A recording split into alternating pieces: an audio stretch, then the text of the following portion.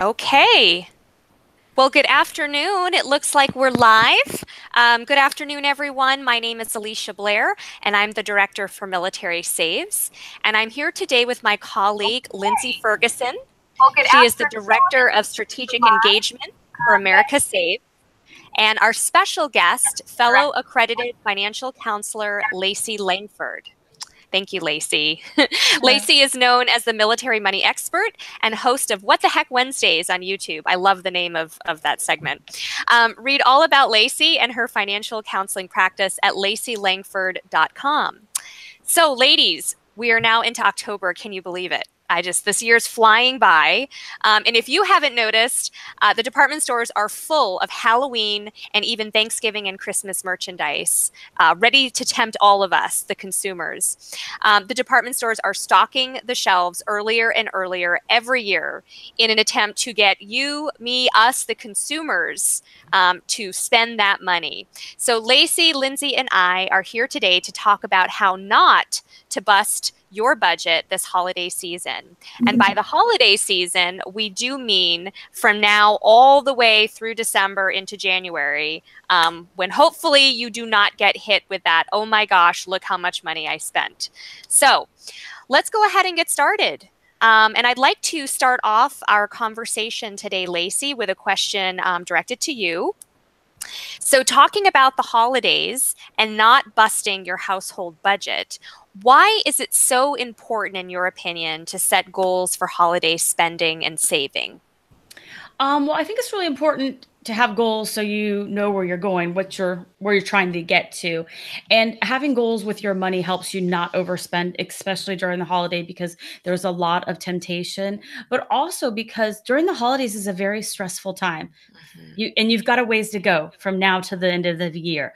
And overspending can get really tricky easily because of all of the shops and things that are going out. It's all in the atmosphere. Everybody's getting excited about it, in the mood. And so you really do have to be careful because you will overspend, and that could be a stressful next few months for you. Absolutely. And I don't know about you, but I am guilty of this as well. I go into the stores and I find myself baited, right, to spend that last minute, to spend money on the last minute holiday deals, or, ooh, I really could use this year. So without the holiday savings goals and without a spending plan, I think you're almost setting yourself up for failure. Yes, the holiday candles get me every time. It's like, oh, I Yes, just feel it. Like they yes, set the mood when you walk in. yes. I have to have like blinders on in Target. Yes, Yes. exactly. Or, Lord forbid, Hobby Lobby or any of those home Oh, goods stores where everything is just so beautifully set up. And I want my home to look like that. But yes. you just have to set some expectations for yourself, I think, for sure. Right. For Yes. sure. Yes. We're not all Pottery Barn. That's Yes. There right. needs to be some limitations on what we spend our money on. That's right. That is I'm, right. tr- I'm trying to recreate Pottery Barn at my house. The smell, Right. the look, everything. Yes, yes. So speaking of holiday budgets, what is the best way, do you think, ladies, to set a holiday season budget and to stick with it, which is the real kicker?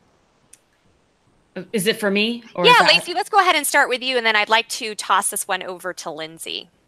I think having knowing your number for the holidays. I'm really big on that. You need to know how much money in total you can spend for the whole holidays and then take it back from there. You just don't have a blank check for that because it's going to get real ugly and it's going to be a hard smack in the face come the first of the year for you when you're looking at your finances. So I think knowing your budget and how much money you've saved up, and in the next few months you might have a little extra coming in that you're able to also throw in the pot for that, but Yep. knowing your number will help you have a clear understanding of what you're able to spend this year and a list of people you're buying for and the events you have to buy for.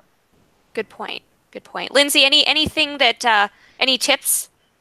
Well, I think the first one was great, knowing your budget, and then along the lines of have a list of people you're buying for. I think that's so important because it is the giving season, and we all want to be able to feel like Santa Claus and just give, give, give, give, give. But if you set those expectations for yourself, for your family, right up front, maybe this year you don't give a gift to every single aunt in your family, and you only give to one every other year or whatever it is, but set those expectations up now in October so that you're not tempted come the festivities and feeling again like Santa Claus.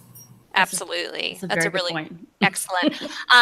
So along those lines of creating that budget, and figuring out who you're going to shop for, I quite literally make a list of everyone I'm shopping for and roughly, the type of item that I'm going to purchase based on roughly how much money I want to spend on each person. And I really try to stick to that as much as possible. And once I get that number, I kind of compare it to what we really have available the next few months.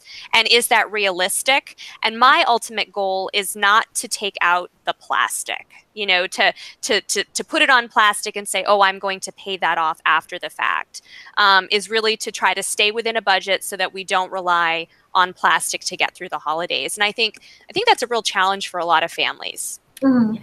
Yes, it is. That is, I think, people's fallback position is that I will just, if I kind of go over a little budget, that will be my wiggle room. But it shouldn't be. It's just like your wedding, going into debt over your wedding. Same thing going into debt for the holidays. You're starting the year or you're starting your marriage off all wrong. Right. That's not how you want to do it. Right. That's a good point, because the new year is coming immediately after the holiday season.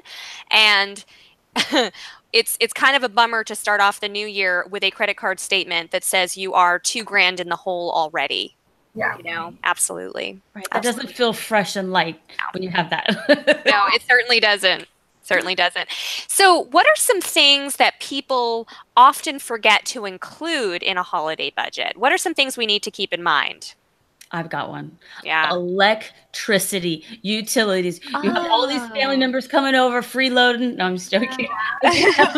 A lot of, parties or family coming over, and people are, especially if you're out of town guests, they're showering, the electricity's on longer, you're cooking more maybe. So that is something that people need to account into their budget. Yeah. Lindsay. For me, something that I always tend to forget is I get invited to a lot of parties. And every time you go to a party, what do? You bring a bottle of wine, or you bring some flowers, or you bring a pie.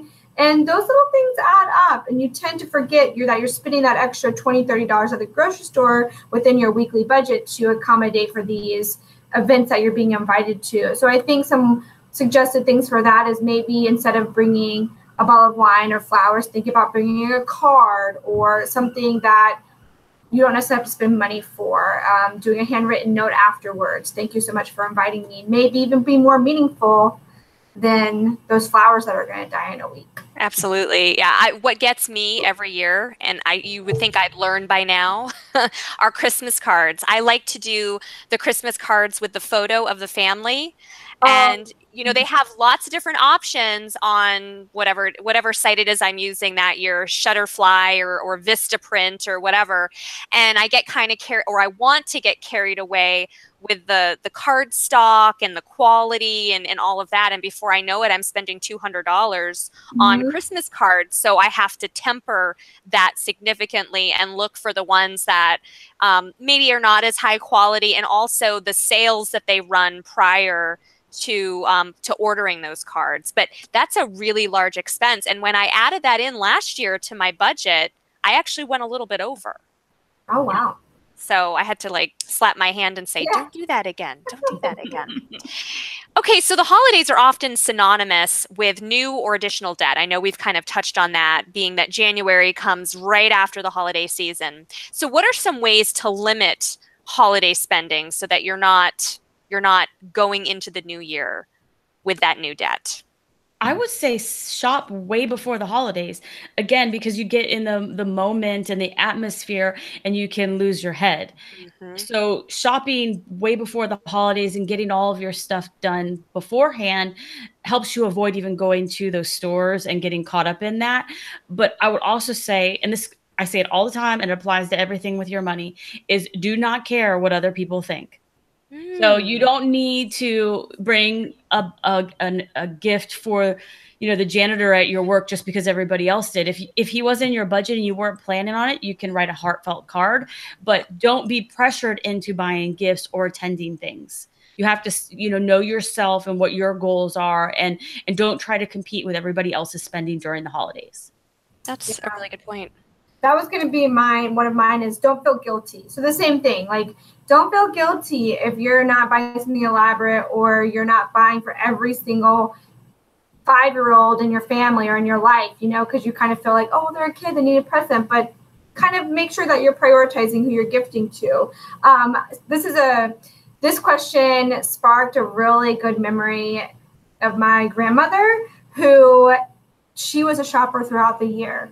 And any given moment, you would go into her closet and she had a Tupperware bin of like Bath and Body Works, like lotions, shower gels, perfumes, little scarves, handbags, things that she just picked up on sale throughout the year that she compiled so that when Christmas time came around, all the women in her life, especially like her granddaughters, because there's a couple of us, we could either pick through the bin or she already had those gifts ready for us.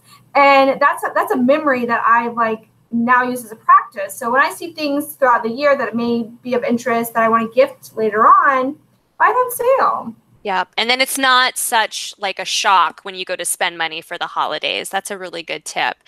Another thing that I like to do is I either go into the stores with cash or my debit card and an actual limit on the debit card. So I know like, okay, when this is done, when the money is spent, I'm done. I'm not going to my credit card, and that helps me. That's like another way to rein it in a little bit. Another fail stop, I guess, or fail safe is what I'm thinking of. And I also think on that note too, Alicia, this is a great opportunity to remind everybody, which I'm sure Lacey says this all the time in the work that she does, is to have those conversations with your partner and with the other person in your family who may be shopping at Christmas time. Because if the two of you go to, JCPenney with both of you having a $200 limit, that's going to add up really quickly. Or if you agree and say we only have $2 to spend between the two of us, let's do $100 apiece. Yes. I think that's a great way to eliminate that extra debt too. Good point. Communication is key. Absolutely. Absolutely. So I know Halloween is coming up fast and my kids are bugging me already to go out and buy candy. And they wanted new decorations this year for the house. And I had to kind of temper that a little bit. I mean, I caved and I got a couple new things. But what are some savings tips for keeping the things like candy, food bills, all the extras under control at not just Christmas, but Halloween, Thanksgiving, and all the other food and meals and parties that happen around this time of year? I would say, first of all, always shop on sale. That's just my rule. Even if I'm going to buy like a Coach purse, it's going to be on sale or half price, and it's going to be in my budget. So you should always be looking for on sale. But also, don't volunteer to do the parties. Don't volunteer to have everybody over at your house for Halloween. Don't volunteer to have the cookie exchange at your house this year. Just don't put yourself out there because it's going to be a larger expense for you. And also just say no to parties. I'm real big about that. I don't have enough money to go to every cookie exchange or gift exchange or ugly Christmas sweater party or Halloween parties. If you say yes to all of these, it's going to be an expense because it goes back to what Lindsay's saying. You are bringing a bottle of wine. You're bringing a bag of candy. You're bringing something when you come. If not, that, they might not invite you back. True. True. Yeah. So just say no. I actually don't enjoy cooking. So I like to keep my meals a little bit on the simpler side of things, have a nice meal, but keep it simple and don't get extravagant. And I am also a big fan of if folks say, what can I bring to a get together? Well, actually, you can bring X, Y, and Z. That sounds fantastic. Thank you so much for offering. And that does help to cut the cost because I'm really bad. We like to have people over for the holidays, and I'm not as good about saying no to that. But that's a really good point, Lacey. But I also think limiting the extravagance of some of the parties is a good way to, keep those costs at bay. Yes. Yeah, I love that. And I love the idea of the potluck, if you bring this, I'll bring that. Something else that I wrote down for things, you have to be careful about it now because if you go into events with children, you gotta be careful of allergies and all those things and people like everything individually wrapped. But when you can, make those things in bulk, like get a huge thing of cookie dough and make 45 cookies and put them into 3 separate things, or make my favorite, the white trash mix or whatever it is with the Chex Mix and the, I mean, you can make a ton of that stuff for cheap. Rice Krispie treats, cheapest thing ever. But I understand, you know, there's some environments where that may not be invited just because they want things individually wrapped. But when it is invited, that is a great way to save money. Yeah, absolutely. So we're talking about being frugal, which is great because frugal fannies are definitely encouraged at American Military Saves. So kind of along those lines, let's talk gift giving. I know we've spoken about it a little bit, but let's talk about some other ways to keep holiday gift giving frugal, yet, you know, not lose that spirit of giving. Any tips? Lacey, let's go ahead and start with you on this one.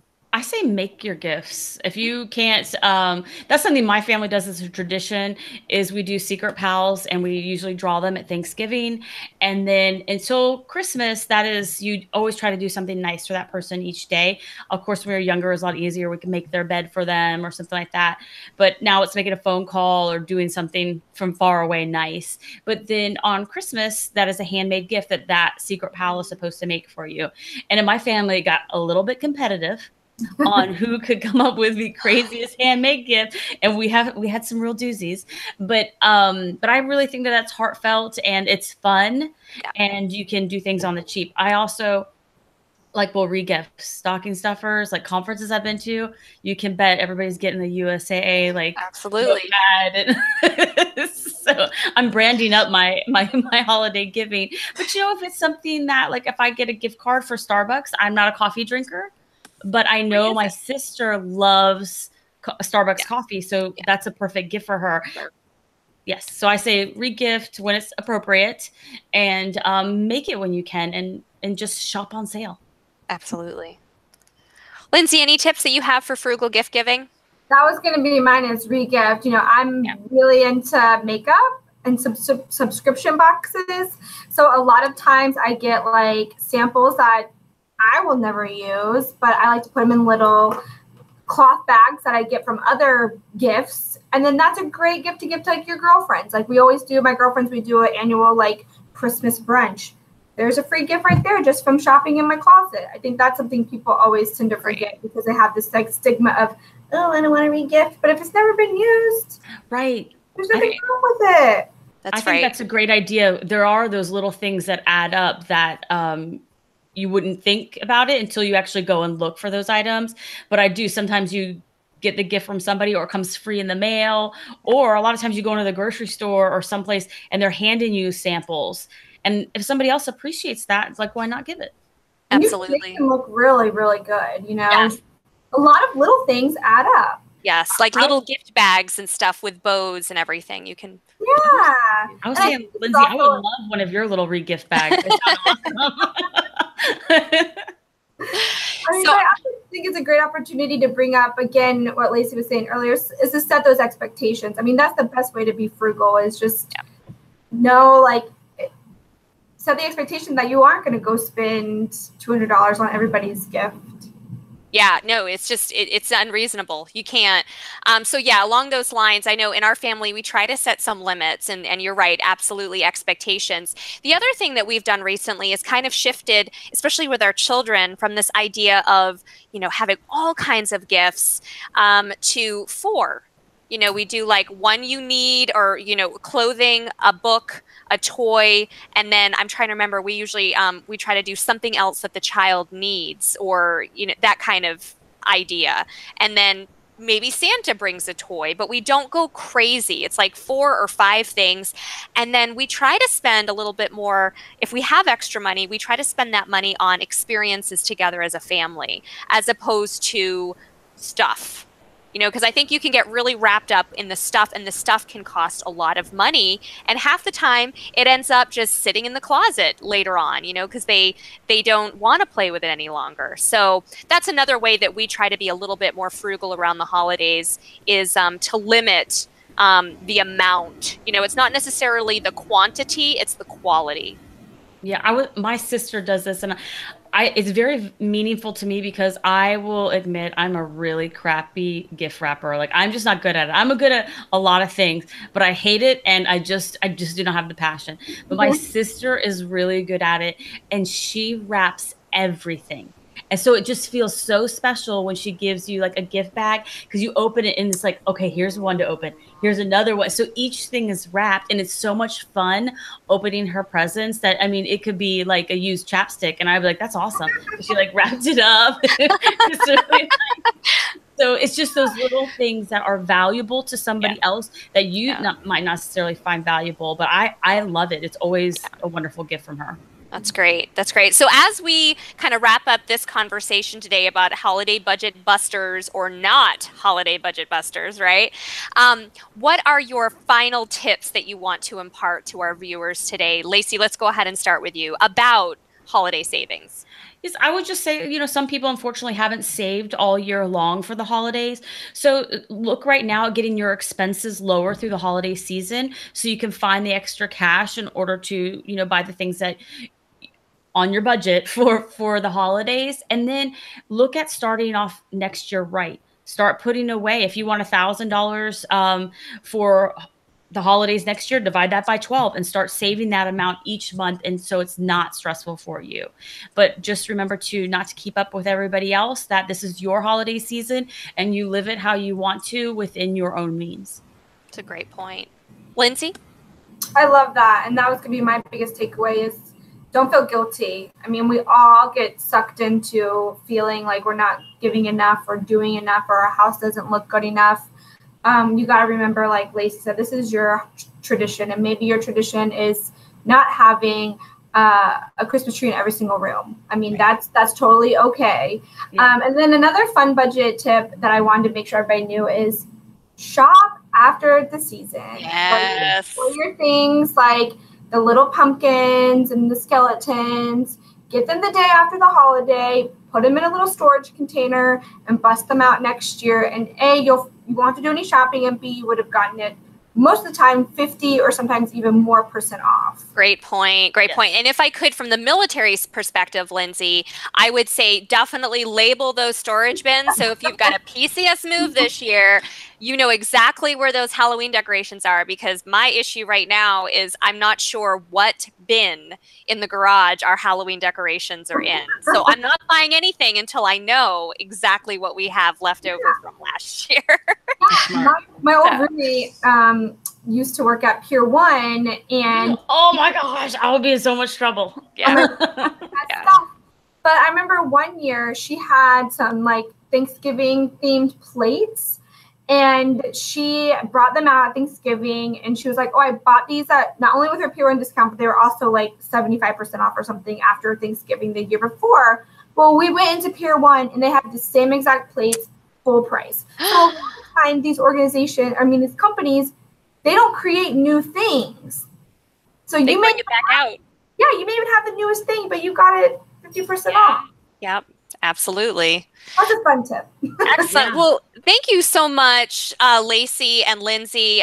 Appreciate all the tips today. Lacey, we really appreciate you joining us for this month's Mill Money Matters with Military Saves. I know we're pretty much at the end of our time today, but we're so happy that you could join us to provide your insight.